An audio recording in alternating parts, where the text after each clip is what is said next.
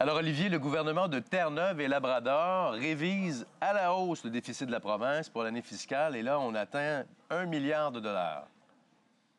Oui, Christian, le moins qu'on puisse dire, c'est que la situation financière de Terre-Neuve et Labrador s'est détériorée. Tout ça s'est attribué à une baisse du prix du pétrole et la fermeture surprise de la plateforme pétrolière Hibernia. Parce que vous savez, la santé économique de Terre-Neuve est intimement liée au cours du pétrole et on en a un exemple encore une fois. Et c'est une mauvaise nouvelle pour la province qui avait réussi à réduire ses déficits depuis 2016-2017, une période qualifiée par le premier ministre Dwight Ball de pire crise économique de l'histoire de la province. Elle avait enregistré cette année-là un déficit de plus d'1 milliard de dollars. Donc, ça ressemble à ce qu'on fait face aujourd'hui. Je vous présente un tableau que je vous ai préparé où on voit justement cette diminution du déficit depuis 2016-2017 et ce déficit prévu de 575 millions de dollars lors du dernier budget, c'est pour l'année financière en cours, et cette mise à jour économique aujourd'hui,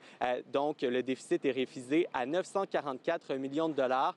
Donc Terre-Neuve qui n'a pas beaucoup d'options à court terme, me disait un économiste à qui j'ai parlé, qui doit fonder ses espoirs sur une remontée du prix du pétrole. Vous pouvez l'écouter. C'est beaucoup plus facile à dire qu'à faire de diversifier notre économie, de diversifier nos sources de revenus. Et à très court terme, il n'y a pas de solution miracle. Malheureusement, ce sont les cartes qu'a le gouvernement. Et tout ce que le gouvernement peut faire, c'est espérer, souhaiter une reprise du cours du prix du baril de pétrole. Mais si ça n'arrive pas, il y a des décisions extrêmement difficiles, extrêmement douloureuses qui devront être prises. Et là, le ministre des Finances, Olivier, qui dit qu'il pourrait retourner en surplus d'ici, 2 ans?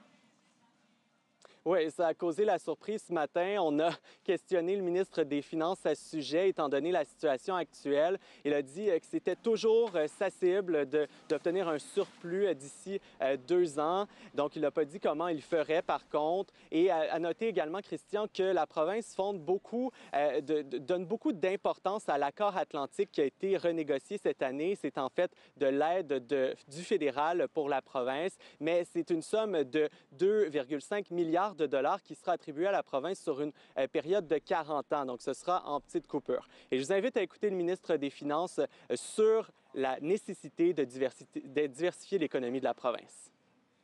Government has recognized that the province had become too reliant on oil. Government has taken a number of measures to diversify the economy.